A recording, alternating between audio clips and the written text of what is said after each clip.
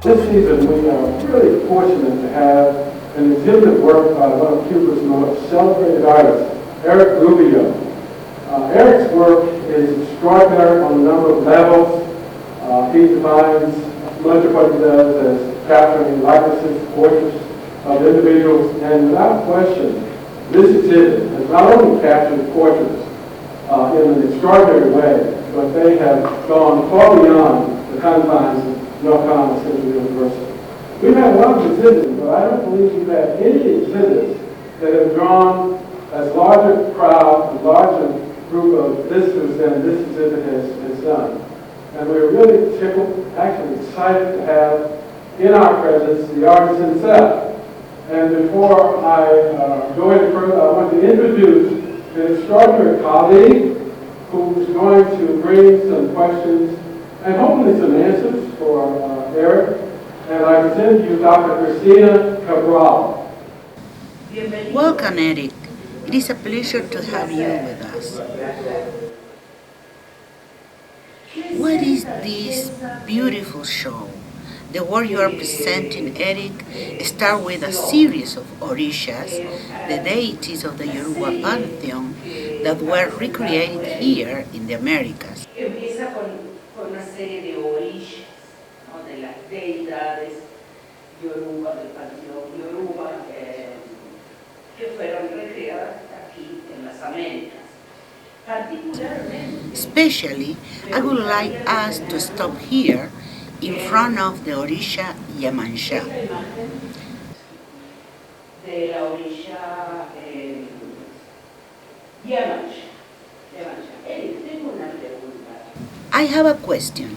Generally, Yemansha is represented as a beautiful young woman with long hair getting out of the sea.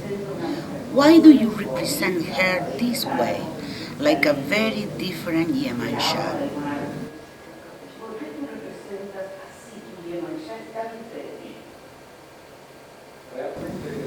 I really think that one of the fundamental characteristics of Yemanja is being the mother of the world, the mother of the Orishas. For instance, I think it is important to portray her as an old woman, as a woman filled with knowledge and wisdom. As we well know, the beginning of life was in the sea. And I do believe that the definition of being a mother matches with the characteristics of a mature woman, a woman filled with knowledge and beauty, a woman with very different characteristics to those found in other images of Yemanja that I have seen before, the ones that emphasize the sexual aspects and external beauty.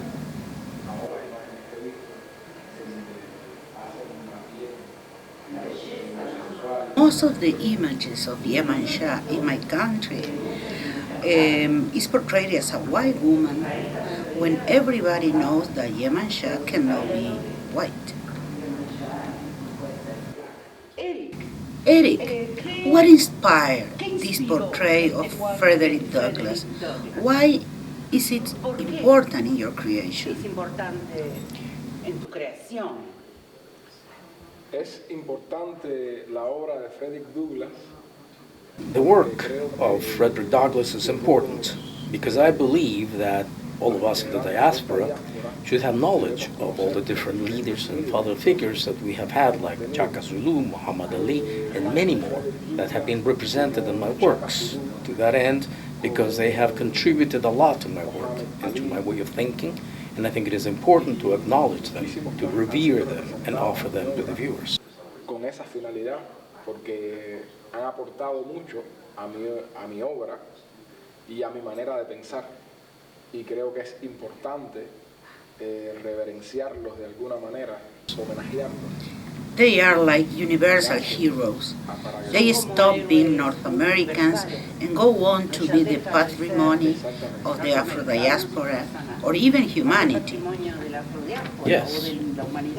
Yes. That is the idea. Tell me the importance of it is indeed important of light and symbolism in your work, because I see that light is very important. It is a constant interrogation in my work. The treatment of light, the pose of the characters, the way they look at us, the observers, not always challenging us, but rather demanding consideration, a proposal to human understanding. En muchas ocasiones es incitando a la reflexión, ¿no? Sí, Es una propuesta al entendimiento humano, ¿no? muy bien. Yes. Since we are here, nearby, let us consider this painting, Black Tears. That is quite an enigma, since it is a representation of the hero José Martí. Why paint José Martí as a black man and crying? What did you want to represent in this painting?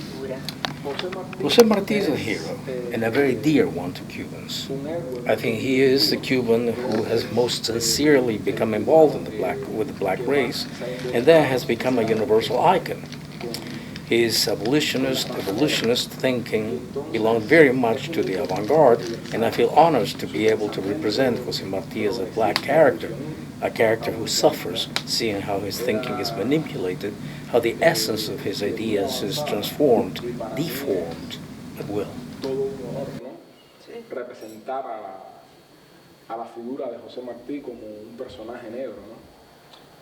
Como un personaje que sufre viendo cómo manipulan, cómo hay un trasfondo detrás de sus pensamientos y cómo lo utilizan todos, ¿no? A su antojo. Claro. This piece is most interesting. Seeing Martí this way is very moving. Aquí tenemos Here we have something marvelous, the Christ. What can we say about this Christ? We notice that the nail transcends the surface. It is a three-dimensional piece. el clavo sale de la superficie. Es una obra en 3 dimensiones, esta. Y aquí, And here, the thorn seems to come out quite realistically. Black Christ. Why? es porque Yes, this is part of a series in progress, something that I am currently working on, where I seek to establish a direct correspondence between Christ and the black race that has been subjected to the same pain, identical suffering. Y lo que es la raza nuestra, los negros, que les ha tocado sufrir las mismas penurias, quizás nuestra más. Vía Crucis. Our Via Crucis. Exactly. Sé que esta serie es de la serie Vía Crucis. I know this series is the Via Crucis series, and not the Christ series. No, this is a new series, but I continue to dig, to go deeply in all of this wandering of the black race, as I did in the series called Via Crucis. Very well. Here we see famous faces. Part of the series, faces that walk back in Havana. Ibrahim Ferrer, a dear musician. Faces that bleed Havana. Ibrahim Ferrer, the Golden Boys. Yes. And I want everything so beautiful. I would like to consider a little this star of painting, the female nude. We can see many details in this work beyond the image of a woman. Vemos muchos detalles en esta pintura, más allá de la imagen, la mujer. No sé si la cámara puede captar. I don't know if the camera will be able to capture all the details. A background with people, here a black shadow, here a spot of light. But she has no face. Can you address that for a moment? What do you want to represent? Violence against women, or is it something sacred? There has been an increment, a transformation in the way a woman is perceived in the world in which we live. She is viewed as an instrument that you can recycle, get rid of afterwards, at your will. And that is why these spots, faces that represent people, looking with a calm, passive attitude at what is happening in relationship to this woman, where sex is the motivation and totally disregarding the human being behind her. A las mujeres, ¿no? Donde el sexo es el móvil más grande, más fuerte que hay, sin importar más allá el ser humano que hay detrás de esto, ¿no? And that's why we can't see the woman's face. Es algo que no... Exactly. It is something that has no importance. It is without a doubt a most beautiful painting. We continue to walk through this gallery. Seguimos paseando por esta galería. Via Crucis, my father. Via Crucis. What is the meaning of this painting? Is it the representation of the Black Father, any father, or your own father? To give substance, he looks like a Christ figure embracing the cross. For example, this painting, the name is My Father, mi padre. ¿Qué significa ese padre, o sea, la representación del padre negro o cualquier padre o tu padre? It is a representation of the Black Father in general, with his hands tired, swollen, ruined after breaking that stone to provide sustenance for his family.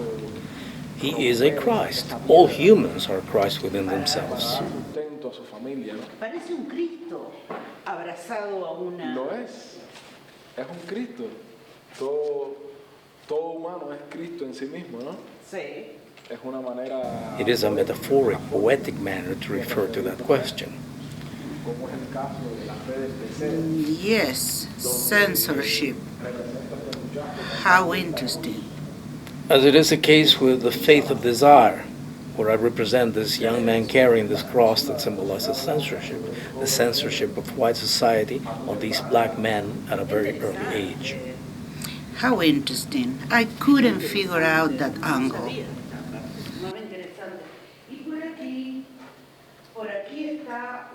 And here, one of my favorite, breakfast. This black woman speaks to me a lot about exhaustion and diaspora. It is a black woman that could be Cuban or even from the United States. Es la representación de la mujer negra, de lo que le ha tocado sufrir en todas las latitudes, ¿no? En todos los continentes. La añoranza por todo eso que se le ha quitado, ¿no? Sí. Y este hombre... This man without a face, what does it mean? Perhaps all males in general? It is a representation of the black woman, or that she has had to, all that she has had to suffer in all latitudes, in all continents, the ignorance of all that has been taken from her. It means the omission of man considering that suffering, that not all of us think of it, that suffering that has come upon her. This painting is a homage to the international woman. As a woman, I thank you, Eric, because you captured the pain, labor, everything that is our day-to-day, despite being in different circumstances. And here we have faces. Some of them are imagined, others are real people that you know. Why the faces of those victims of police violence in the United States, like Emmett Till? Here you have several well-known faces, tribute to the fallen. I believe it has been unjust, and society must reflect upon this, because it is something that is progressing, going in crescendo, continuing. And painfully, it is incredible that the police is behind the assassination of these young men, these young black men. It is something that cannot be glossed over, something in which society, black or white, must sit down and pray and evidently search for a solution. Ya sean blancos, negros, deben sentarse a pensar y buscar evidentemente una solución porque... Además, esta realidad sucede... Besides, this is a reality in many places. Yes. Besides, this is a reality in many places.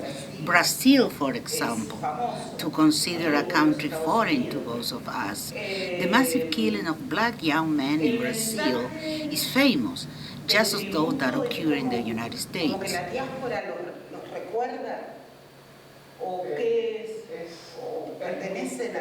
Yes, I have represented some because evidently there are too many, including some other portraits of women I have that are not shown here, and have also been assassinated by police. But indeed, it is my humble representation and humble homage to these people that, in my view, did not deserve this.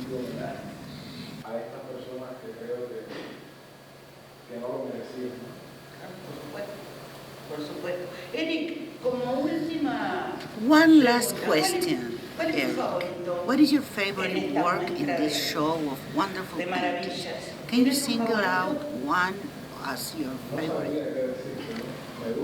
I wouldn't know what to tell you. I like the majority of my pieces, but I think that the piece of my spiritual father, my Orisha, Agayusola, is one of the pieces I like the most. It is important, and I think I will never get rid of it.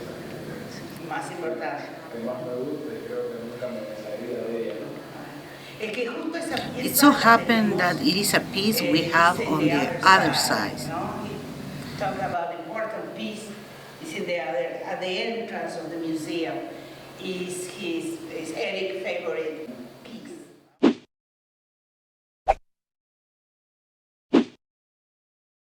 So that is really.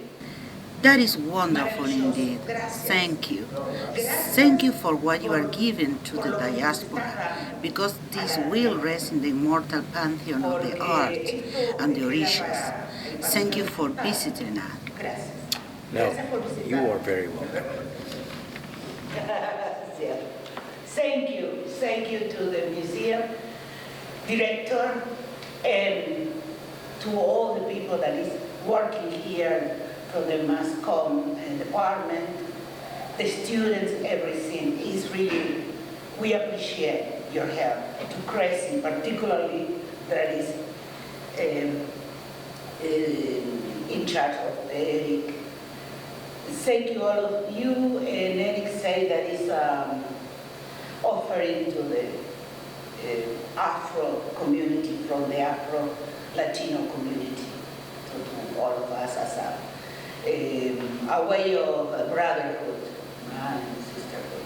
So thank you very much. It was my pleasure to help with this amazing painting, amazing exhibition. Gracias a ti. Y cut.